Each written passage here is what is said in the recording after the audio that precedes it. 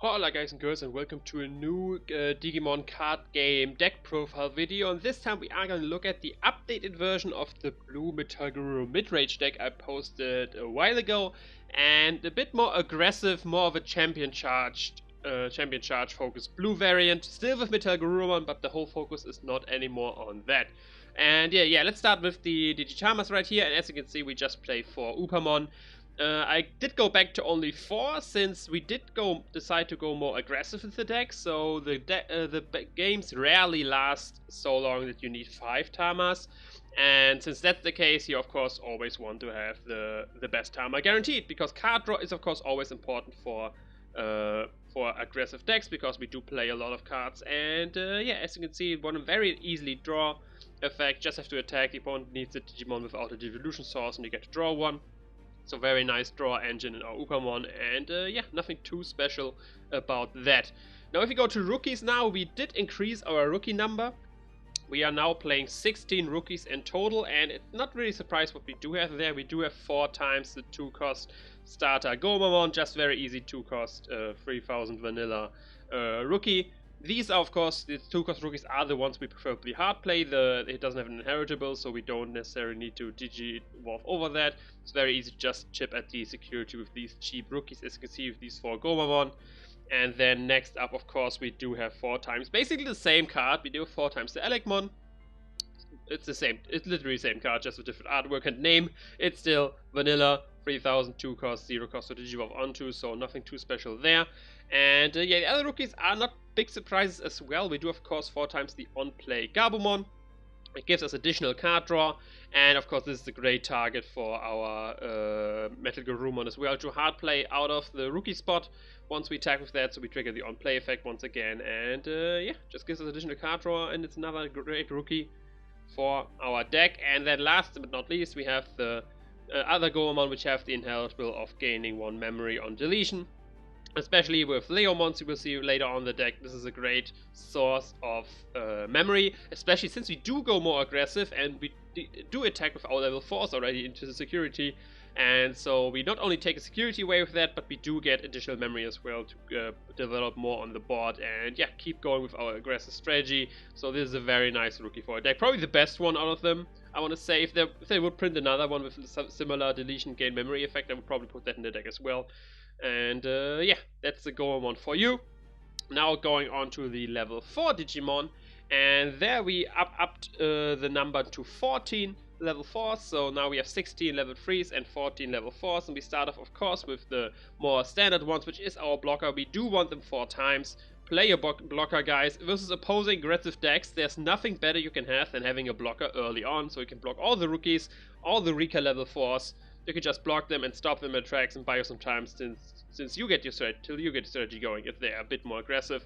But yeah, that's why of course we do play Grizzlymon. It's like, I mean, it's a well-known fact that you should play 4 times the blocker of your color, especially now in the early stages of the game where you only have in English the 1.0 set, and yeah, there's not that many blockers you can choose from. So these level 4 blockers are always nice, and yeah, we have Grizzlymon for that. Then next up, another 4 off, we now included a champion which I didn't have before, which is the Gorillamon. Because this time we are not as focused on MetalGarurumon. We are more focused on being aggressive on level 4s, and for one, having only 1 Digivolution cost on that is super nice, and the 6000 DP for level 4 is super nice as well, since this actually allows us to, if the opponent is developing a blocker like Grizzlymon or similar, he has to make a decision. Does he want to trade with Gorillamon, or does he keep it on the board to block our weaker units? And then we can just first attack with Gorillamon. They have to decide to trade or not. Most of the times they will probably keep it on the board, and our Gorillamon goes through, potentially survives, and we don't even have to attack with the other one, so we just got a free attack off. So having this 6000 DP on a level 4 Digimon is pretty nice. Additionally, with the only 1 cost, it's pretty cool as well. And yeah, that's why we play for Gorillamon. The 1 evolution cost is just too nice to pair together with 6000 DP. So yeah, that's where we have 4 times the Gorillamon. And then we have 2 free offs. One free off is our Garurumon with of course the on-play effect to unsuspend 1 Digimon. This is the main mon you want to have under your Metal Garurumon, but since we are not as focused on Metal Garurumon anymore, we don't need 4 of these. So I decided to rather put 3 of the following mon into that because they kind of do more for the deck. With Metal Garurumon, this is the best level 4 to have under that, because as you know, with Metal Garurumon you get to play level 4s or lower when attacking. You can play this as Devolution Source under that, unsuspend Metal Garurumon, get another attack off, and get the level 3 under that as well. So yeah, the best level 4 to have under Metal Garurumon. But since, like I said, as see later, we don't play 4 Metal Garurumon anymore, I think 3 of them are enough, because without Metal Garurumon, the other level 4s are better than this one. So yeah, let's go on to the last one, which is, I mean, I already talked about it, so there should be no surprises in the deck. And it's for 3 times the Leomon.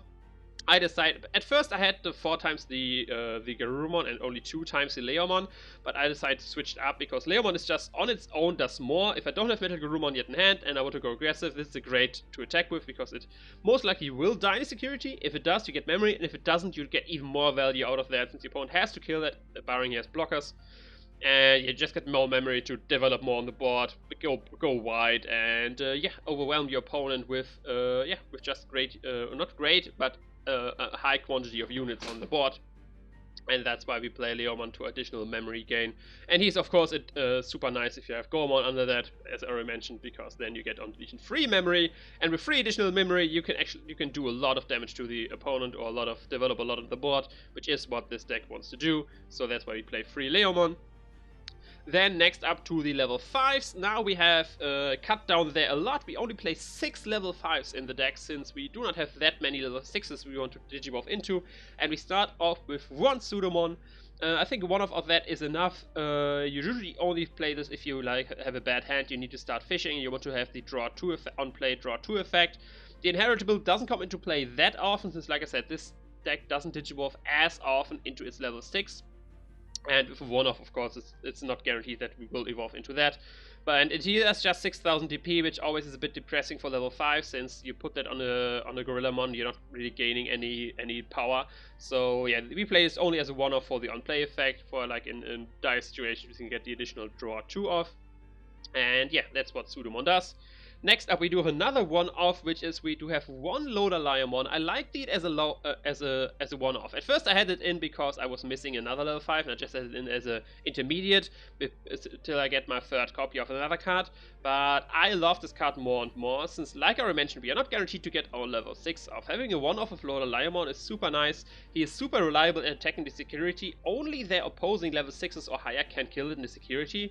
So it's very likely to survive the attacks, and you can get some nice inheritables off. For example, from the Upamon, if you're desperate to draw, you just attack with that, and you can keep chipping at the opponent's security with this likely surviving.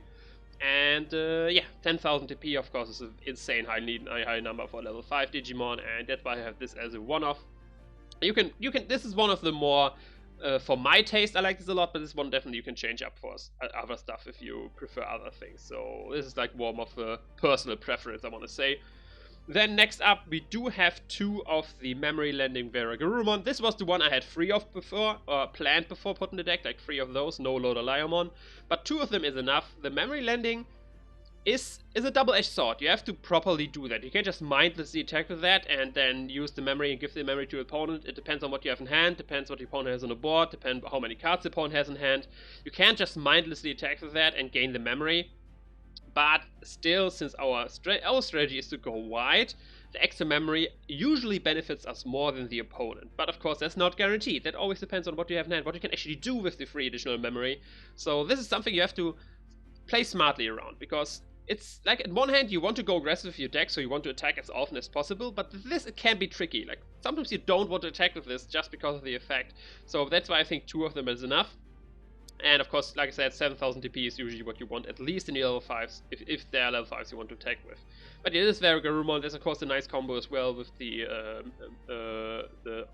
on-play effect, unsuspended Digimon Garurumon, and with Kaiser Nails and stuff like that, where you can deck like multiple times with that, keep getting memory. And yeah, that's Garurumon for you. More additional memory gain for us to just keep developing on the board, which is what the deck is focused about. So yeah, pretty nice card for that. And at last we have 2 more level 5, which are 2 Monzaimon, which these are just there to be like it as a target to put the MetalGarurumon on that. They don't do anything on their own. There's only 6000 TP, which I like already mentioned is pretty weak. But the 2 evolution costs is if you have MetalGarurumon in hand, you want to see it together with Monzaimon just to get there as fast as possible, and that's why I have 2 of them there. I think 2 are enough. If you want to focus more on MetalGarurumon, you definitely can put more of Monzaimon in there, maybe cut out the Lorelaiamon or something like that, but for me, I like this ratio a lot, so that's why I have 2 Monzaimons in the deck. And now, going on to the level 6 Digimon. I talked about this Digimon a lot already, so let's see how many we play of this, and this is the MetalGarurumon, and we play 3 of them.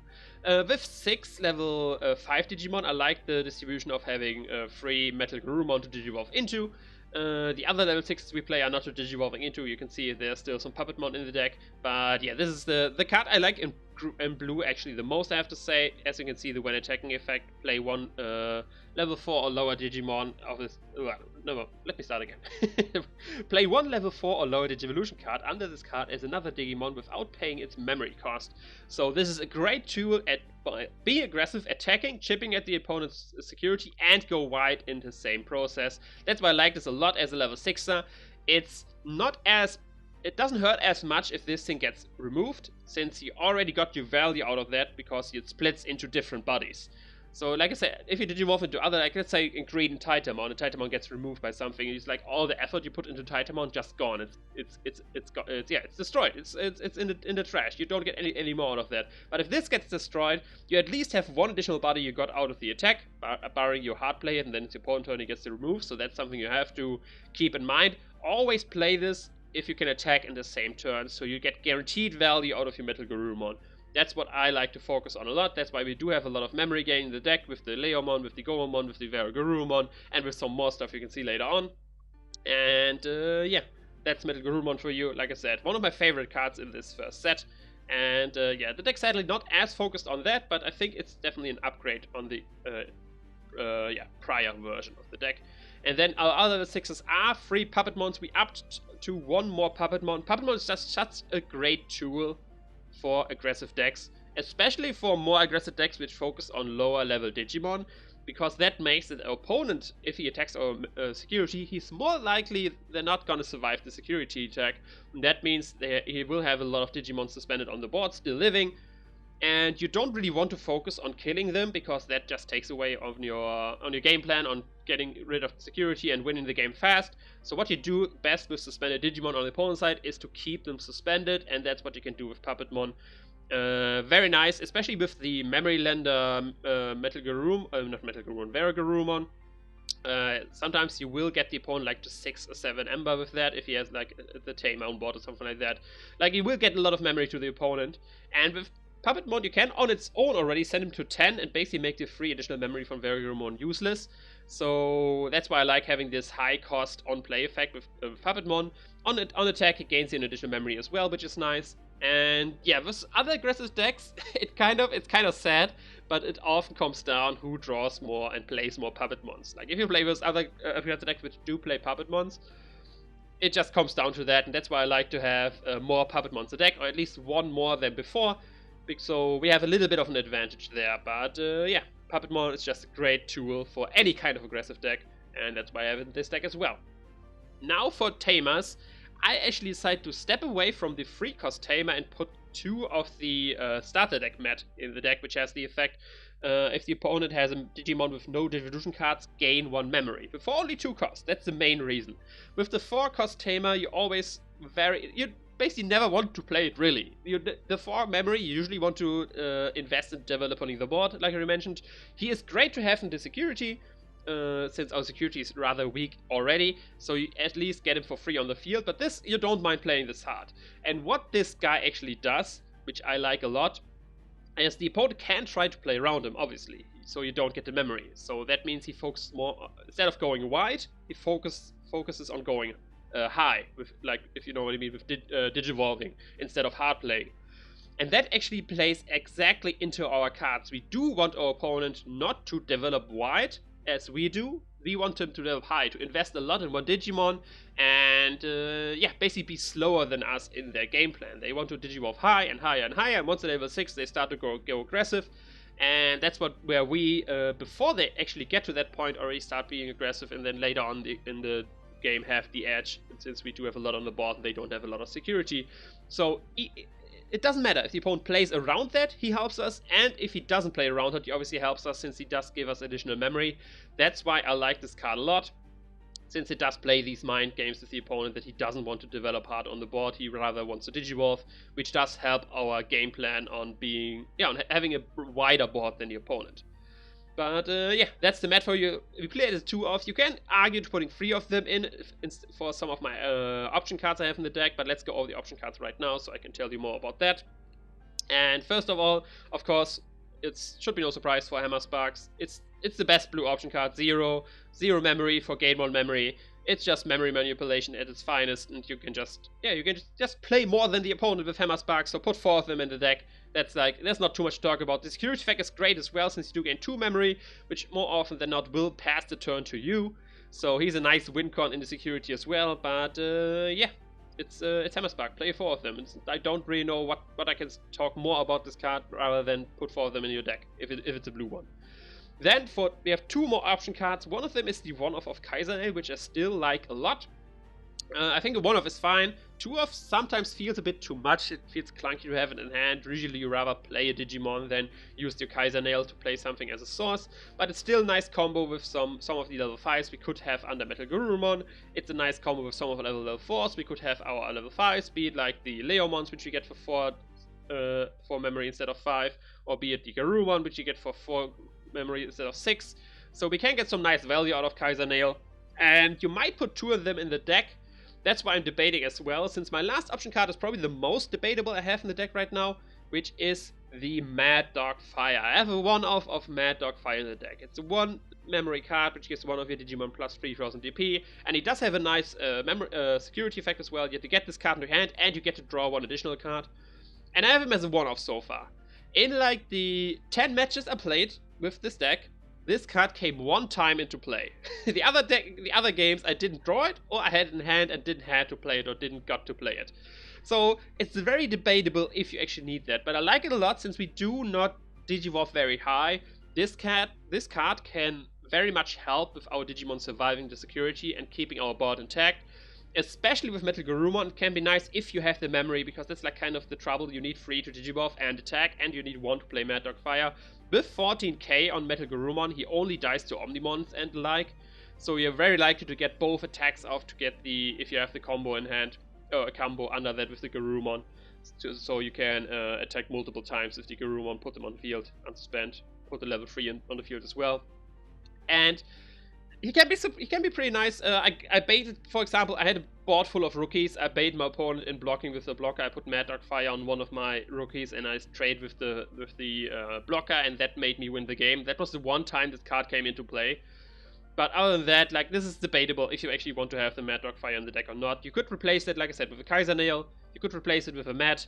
You could replace it with another, I don't know, another Digimon, another Puppetmon, maybe a Cocytus Breath. But for now, I want to keep this in the deck and test how it goes. But like I said, this is probably the most debatable card in the deck, so you can switch it out for something else. But I like it. As of now, I like it, but like I said, I might change my opinion on that. But yeah, this is the whole deck. Like I said, it's a more champion charged focus. We don't evolve into MetalGarurumon as consistent as usually, but in trade-off for that, we are more aggressive early on in the game with all of our champions right here. Mainly the Gorillamons and the Leomons, to be fair. But yeah, that's the deck tech. Of course, let me know in the comments what you think about the deck. Let me know what you would change off. What would you put in instead of Mad Dog Fire? Would you keep it in, or would you change it for something else? That's probably what I'm most interested in. But yeah, that's all from me. I hope you'd enjoy. If you did, of course, leave a like, comment, subscribe. You know the deal. Hit me on to Facebook. All the links in the description. And I will see you another time. Ciao.